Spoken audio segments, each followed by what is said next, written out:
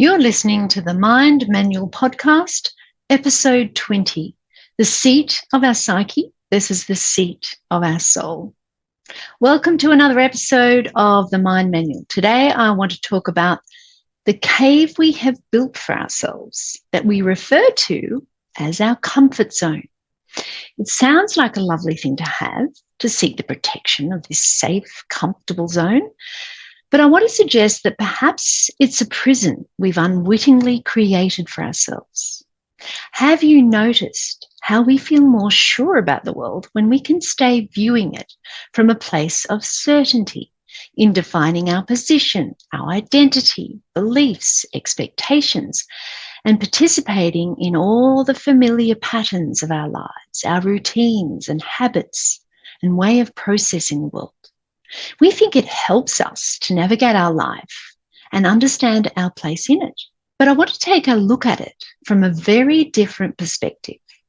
I believe this mental construct that we all have was born from the need to connect our mind and body with the spiritual element of our being in order to function as a human being in this 3D world. At the soul level, we have pure consciousness that cannot be disturbed or destroyed and therefore has nothing to fear. It is the essence of the divine source of energy of which we are all creations of, and it ultimately is who we really are. But we are here as spiritual beings having a human experience. So in order to humanize the soul's journey in this world, we have the mind and its creation of the ego, which identifies us as being separate from everyone and everything. And to our physical senses, our sight, vision, taste, touch, smell, we are separate. The ego and the primal part of our brain has been designed to keep us safe.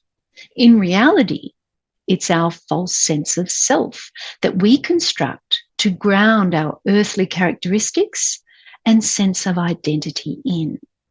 So in order to get some definition around this for ourselves relative to this earthly experience, we go and assign labels to everything and then value judgments about whether we want to accept or reject that particular thing. And so we begin to define ourselves from what we believe in, what we value, what we stand for, and what we do, what we have or don't have, how we behave, who we hang around, all the earthly components of what it means to be human. And they've become embedded into our identity. This is the ego's attempt to cloak our infinite being in a finite world where resources are limited and scarcity rules the day. We cling on to these mental constructs of who we think we are. For fear, we may lose ourselves. And to the ego, losing our sense of identity is akin to putting our survival into question. This is one of the reasons why it's so hard to change any of these elements that we use to define who we are. If it goes to the core of putting our identity into question, which is our false sense of self, the ego interprets this as equating it with its survival. It likes to be certain about these things, which is why we will go and defend what we believe in, what we value, what we stand for, and what we do, and what we have to the hilt, as if our life depends on it. Because to the psyche, it does. This is why it feels so scary when someone steps in to challenge any of it. At the level of our mind, the ego is fighting for its life, even if it means to argue for our own limitations. If we have associated our identity with these limitations, then we will cling on to them even if they don't serve us. So in defending all of this, we build these walls around us in an attempt to protect what is ours and who we think we are. Whenever someone challenges any of it or they bump up against our walls, we go about rebuilding and repairing them in order to protect our sense of self. We keep all of this inside our walls by using our internal force to cling onto them and the resistance of the external walls to shield the external world from penetrating them. We think we are keeping the bad out by keeping the good in, except we have built a prison for ourselves. We block ourselves from the full experience of life and limit it to within our walls, our perception of it, based on our need to protect this false sense of self. We become self-absorbed in a self-centered view of the world based on our internal filters. We let what we believe in and filter everything else out. We shape our whole life around defending and protecting, so we end up keeping most of life out, in resistance and rejection of what is. We seek to control life, making it bend to fit inside our four walls, our prison, which looks like control, which is unbending and rigid as we attempt to manipulate everything to fit inside our small model of the world. We spend an exorbitant amount of energy and time in repairing and rebuilding our damaged walls in order to keep us safe in our cave and comfort zone. These walls begin to represent pain and resistance, pain in the damage they have suffered at the hands of others, and resistance in standing rigid and fixed in blocking or keeping the things out. It is the price we pay for shutting most of life out. We keep people at a distance. We reject them and continually push to the side what doesn't line up with our box of context inside our four walls, in how we think others should be, in what they should say or do. If they don't conform to the rules of our psyche, we perceive them as hurting us, in having damaged our walls, because they punch right through them whenever we encounter them. This form of psychological pain starts to shape our lives.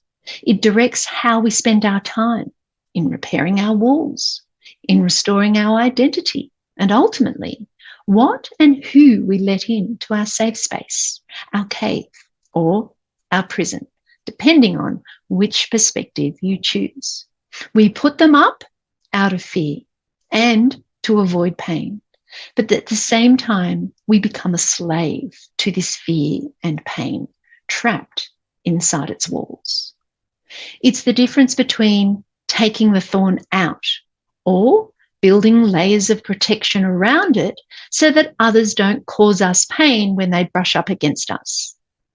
Our mind or our psyche integrates our soul and body into this human experience. And so we become trapped by the illusion that we are our thoughts. And whatever we think, we have to believe, because if we didn't, then we would be putting our own identity into question.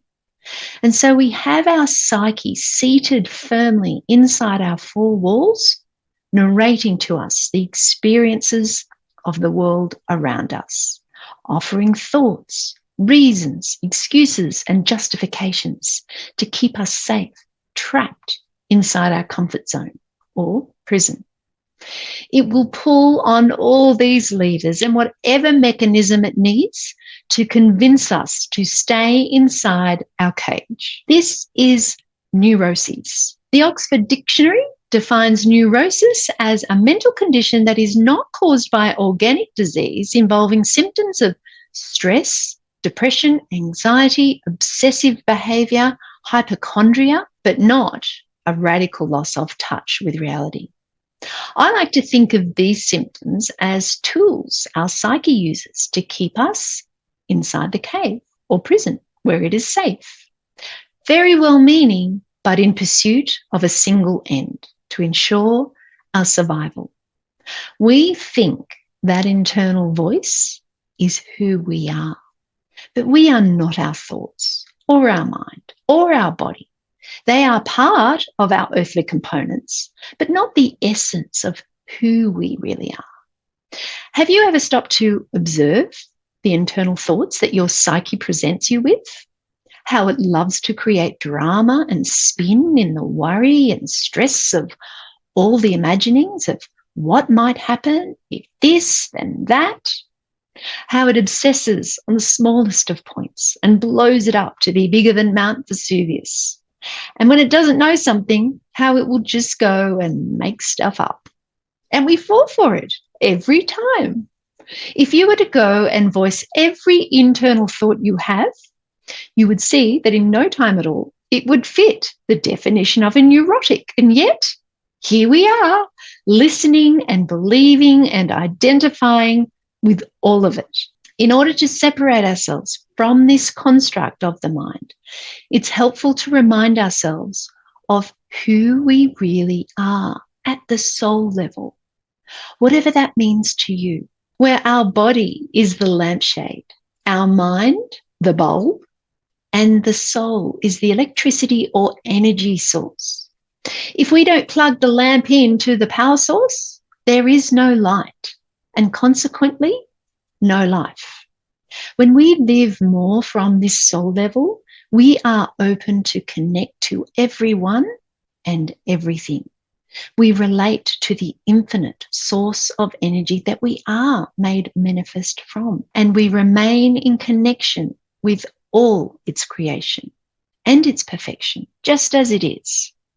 We disconnect from identifying with the body and the psyche of the mind and open up to the unbounded and the infinite, which cannot be constrained or contained or disturbed in any way. This is where the seat of the soul can be found. At this level, we become the observer, which is pure consciousness. It doesn't judge or add mental labels. It doesn't need to defend or protect anything. It cannot be destroyed. So it is safe, whatever happens. The closest experience that we have of this is love. Love doesn't discriminate or impose conditions and is a constant source of energy and connection. It gives life to an otherwise dark and distant existence. The power of love can transform. It can heal, bring joy and light, and connect us all. It cannot be constrained or contained or disturbed in any way. When we can open up to it and use it as a source of energy, it is ultimately life-sustaining. The more we operate from love, the closer we are to our source energy, the essence of who we really are. When we find ourselves caught up in the worry and stress and anxiety, the more attached we are to our mind and thoughts in this 3D world, where the physical realm, our body, our possessions, dominates our awareness. Fear, which reigns in the mental and physical realm, keeps us inside our four walls. Love, which is of the realm of our soul, releases us from them. It cannot be contained or limited in any way. When we start to identify and operate from this level, we truly set ourselves free. Free from believing all of our thoughts, free from the fear of experiencing any emotion, free from all the self-imposed limitations that we put on ourselves, free from judgment and discrimination that we place on others, and ultimately free from the pain of our walls. All we are left with is the freedom to love and believe whatever lifts us up and whatever brings us joy, regardless of what anybody else is doing or not doing. The freedom to become the person, the human you want to be, without the constraints of the false identity we create for ourselves. Begin each day in contemplation of this part of you, identifying with your soul and resting in love, the source energy of our being. Try to remain as the observer and witness your thoughts and the neurotic psyche trying to run the show and put you back inside your four walls. And just smile and know that all is well whatever happens. Look out in the world with this filter. Connect with this part of another, with the people you encounter and those you walk past in the streets. Make it your new daily practice until it dominates your psyche and awareness and becomes still while the world continues to spin in all its wonderful craziness. Have a beautiful, crazy day. We'll see you next time.